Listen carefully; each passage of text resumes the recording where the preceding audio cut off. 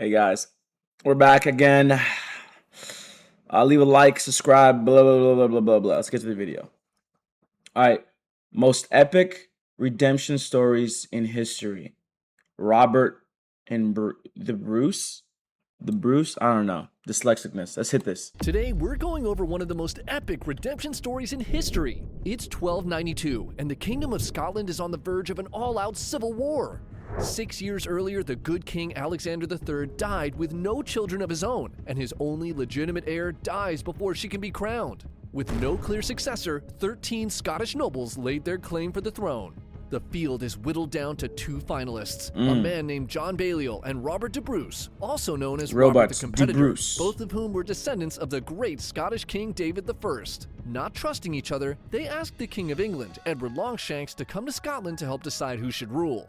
Though Edward was a terrifying man who had led a brutal conquest of Wales just a few years earlier, he had more or less been friendly to Scotland, and the nobles felt they could trust his judgment. But old Eddie Longshanks had secretly been waiting for this exact opportunity. Bro, back in the day, bro, people would plot. I mean, like, they would wait years for their plot. Genius. We don't see that no more, you know? Aye, for the finale of Who Wants to Be the King of Scotland. And in just a few moments, we'll finally know who will be crowned as our king. Coming to the stage, not to be confused with his son or grandson with the exact same name, Robert the Bruce. Judge number 1, King Edward, your question please. If you are made King of Scotland, would you swear your loyalty to me? No, of course not. Scotland must be ruled by Scots. Good answer. John Balliol, same question.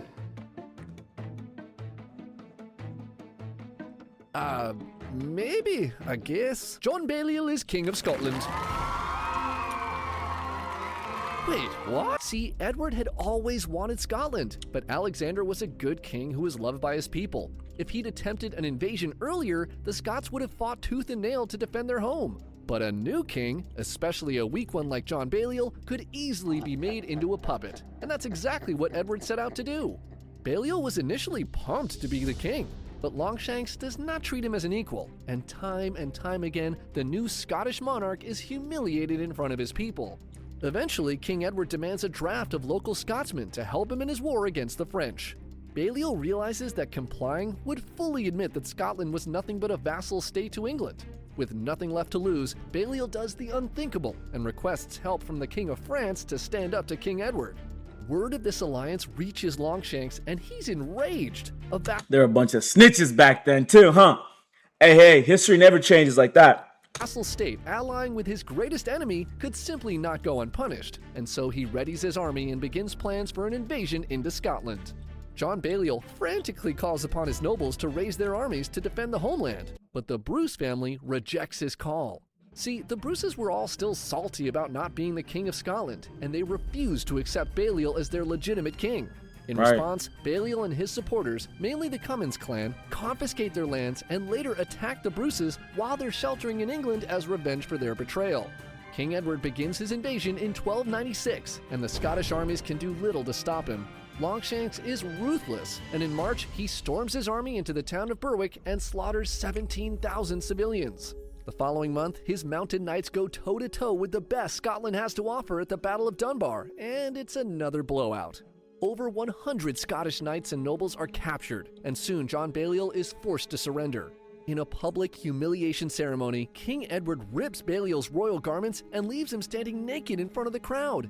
He then steals the sacred Stone of Destiny from Scone that had been used to crown Scottish kings for centuries. Edward officially declares Scotland a province of England and returns home with the Stone of Destiny and his prisoners. With the war for independence seemingly lost, 1,500 Scottish nobles pledged their loyalty to King Edward, and amongst them is the youngest Robert the Bruce, the grandson of Robert the Competitor. Though he shared the same name as his father and grandfather, this Robert was different. Since he was a child, he had drunk the Kool-Aid that the Bruces were the rightful kings of Scotland. He was initially okay sitting and waiting for Edward to make him a vassal king. But soon, he grew impatient, and in 1297, he and some other nobles led a revolt against King Edward. But before a single battle, they sign a treaty, and he joins the English again. Later that year, a minor noble named William Wallace raises an army of peasants and pulls off an upset victory against the English at the Battle of Stirling. Bro, back in the day, you could get a bunch of people together to fight for one thing. Nowadays, you can't do that, bro, for some odd reason. You get those people that are just like, let's march. Viva la stool! Viva la stool! That's all they do. And most of these people aren't even physically fit. They're usually like the fat ones. Not even joking. Every single word has a use. All right? I'm not gonna sugarcoat it, but they're fat. They're unhealthy. They couldn't even carry a sword to battle. They'd be too scared. Then the reason they're not scared to go to these what are they called? Hold on. These rallies and when they Viva la stool, right? Is because they know they're not gonna get hurt. But they can hurt other people, but they know they're not gonna get hurt. But if they have like an army, but if it was back in the day and they did that, hey, they best be ready. I'm ready. I'm ready to die for my cause, bruh. We don't got that no more. People here nowadays are punks. I would stand up for what I believe in. If there was stuff like this, bro, I'd be like, Viva la stool! Pull my sword out. All right, let's go. Hey, this ends today. One of us dies. Bridge. Robert the Bruce sees this as his path to the throne of a renewed independent Scotland, and he switches sides back to the Scottish resistance. But less than a year later, Wallace is soundly defeated by Edward Longshanks at the Battle of Falkirk. Robert the Bruce has made Wallace's successor as one of the guardians of Scotland to lead the resistance, but in a few years, he gives up again, and he slinks back to the English side in 1302. In the span of just 5 years, Robert had flip-flopped 4 times and had pretty much lost the trust of most people in Scotland. His rival John Cummin becomes the face of the Scottish resistance and most likely person to be made king.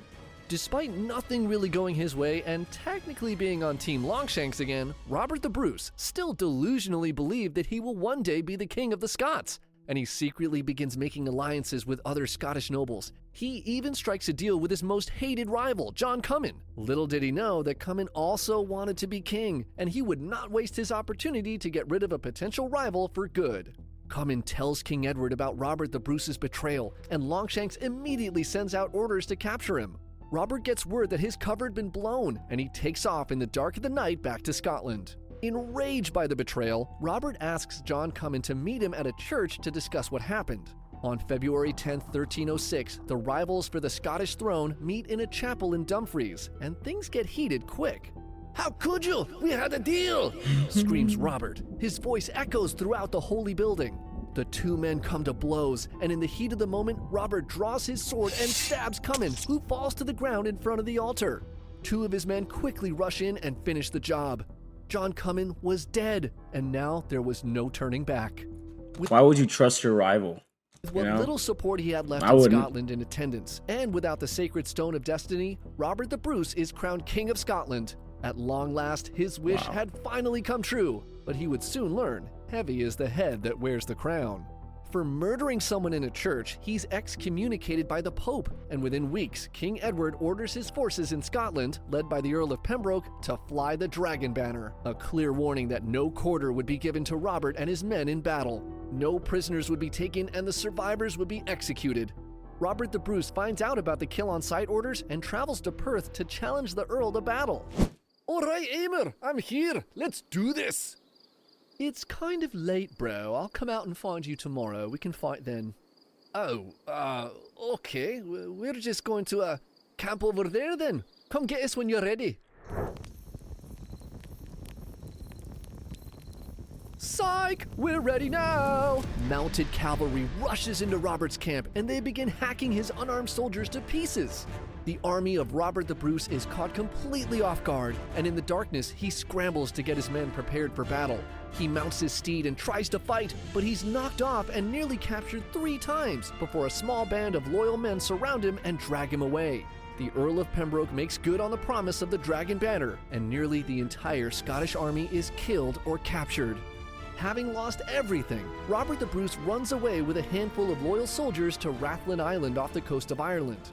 Edward wants to send a clear message to the would-be king of the Scots, and soon he begins to hunt down Robert's entire family. 3 of his brothers are executed in brutal fashion. His wife is imprisoned, his 12-year-old daughter is captured and sent to a convent, and his sister is displayed like an animal in a cage hanging from a castle wall. On Rathlin, Robert wanders, lost and depressed. His whole life he had wanted the power, respect, and glory of a king, but now he was a king without a kingdom, an outlaw hiding on an island. He stumbles into a cave one day and slumps against the wall to wallow in self-pity. As he sits dejected, he watches a tiny spider try to spin its web.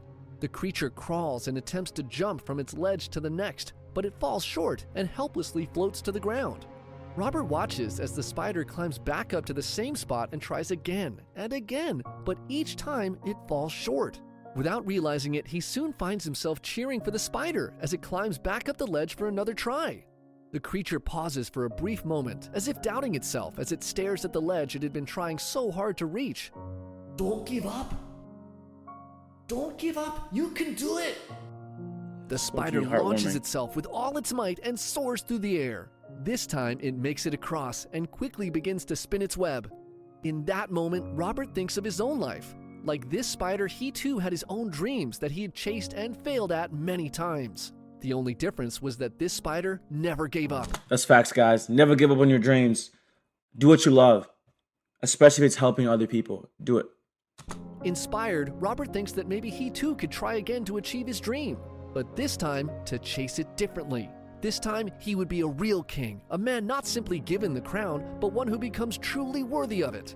A king who shoulders the burden of his people and lights their darkest hour with hope. He leaves the cave a changed man, and in 1307, Robert the Bruce returns to Scotland. He doesn't have much, just 600 men make up his army, but he's determined to take back his kingdom. Being so heavily outnumbered, Robert adopts guerrilla tactics, hitting the English when they least expect it and running before they can mount a defense. At Loudon Hill, Robert sets a trap and lures the Earl of Pembroke and his army into battle. Despite being outnumbered, Robert and his tiny army emerge victorious, and he claims his first official victory over the English as King of the Scots. Okay, I see you. Robert the Bruce had returned and sets out to go to battle once again. But on his march north, he contracts dysentery and dies. His son, Edward II, is made King of England, but Junior was nowhere near the man Edward Longshanks was. He's indecisive and would rather have others make difficult decisions for him. Robert gets the news of King Edward's passing, and he realizes this is an opportunity he cannot waste. With his small band of freedom fighters, he looks like a new opportunity. Claims English-held castles, cities, and towns. Over the next 7 years, he works to regain the trust of the people of Scotland as he leads his men into battle again and again. Stories of his bravery spread throughout the land, and slowly his army of a few hundred freedom fighters grows into the thousands. By 1314, he had recaptured almost every single one of the English-held castles in Scotland. Things are now dire for Edward II, as one of his last castles in Scotland, Castle Stirling, capitulates to Robert's brother, and the English forces there agree to surrender if reinforcements do not arrive. Edward realizes he has to do something, so he raises an army of 15,000 men and rushes to Stirling. Robert the Bruce gets word of his movements and is concerned, though his army had... Bro, everybody was fighting for king, bro. I hate to say it, but I think I would have liked to be alive in this time. Bro, all you're doing is just fighting.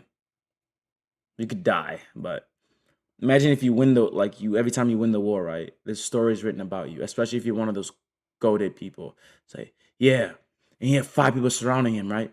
And he, huzzah, shield, huzzah. That'd be kind of tough. Had grown, he's still outnumbered over 2 to 1, and he has no heavy cavalry to counter the English warhorses. Racing against the clock, he trains his pikemen to use their defensive schiltron formations offensively. It's the best he can do with so little time, and he drills them over and over again. He then scouts the road to the castle and chooses a location for the battle near a stream called the Bannockburn. To ensure the English fight him where he wants them, he sets traps that'll force Edward to engage him on his terms, and then he waits. On June 23, 1314, Robert the Bruce is patrolling the area on a scouting mission, and he watches as the first of the English heavy cavalry begin to emerge in the distance. Amongst the English army is a knight named Henry de Bohun, who spots Robert and instantly recognizes the outlaw king of the Scots. Without hesitation, de Bohun lowers his lance and charges at a full clip towards Robert the Bruce, looking to take him out here and now and claim all the glory of the battle. Robert sees the knight barreling straight at him, and instead of retreating, he draws his axe. The Scots watch in horror as their king takes off directly. That's so tough. That's so tough. Like, how is that not tough? He has no armor. This guy's fully decked out in armor, and he said, "Nah, I ain't running. No, I don't back up.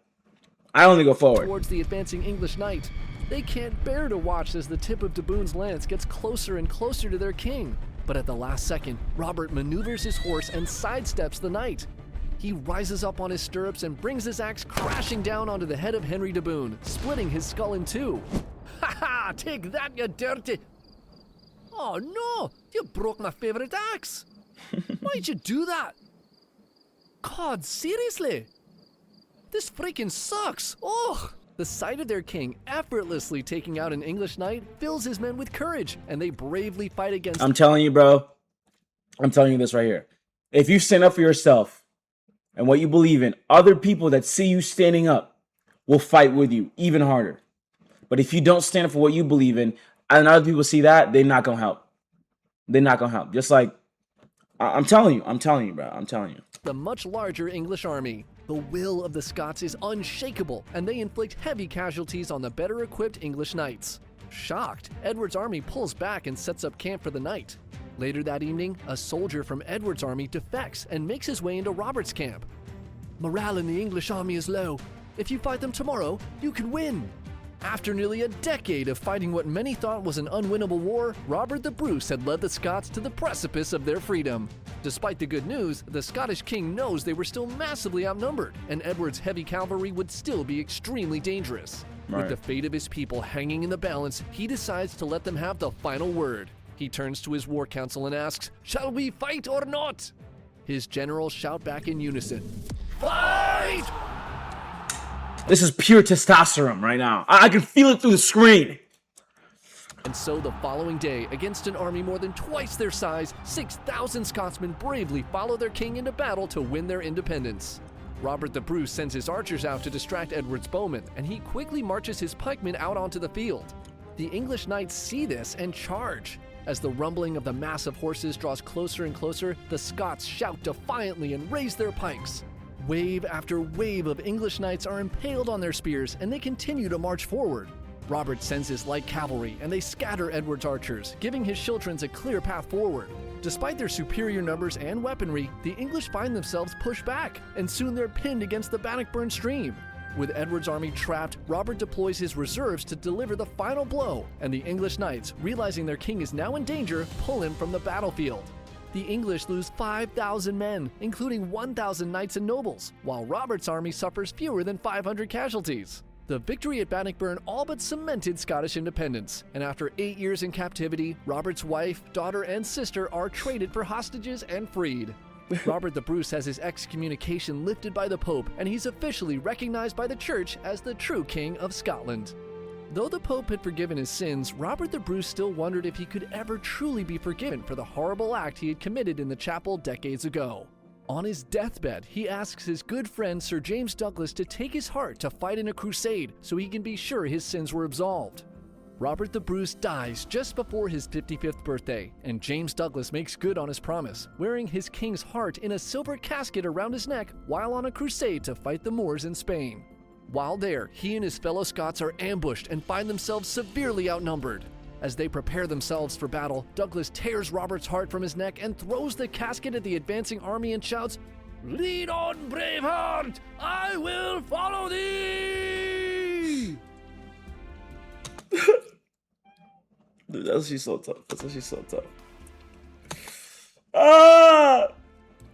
See, videos like this get me hype. Videos like this get me hype, alright? Alright, guys. Thanks for watching. Oh my goodness. Remember to leave a like and subscribe, leave a comment. And yeah. Viva la stool!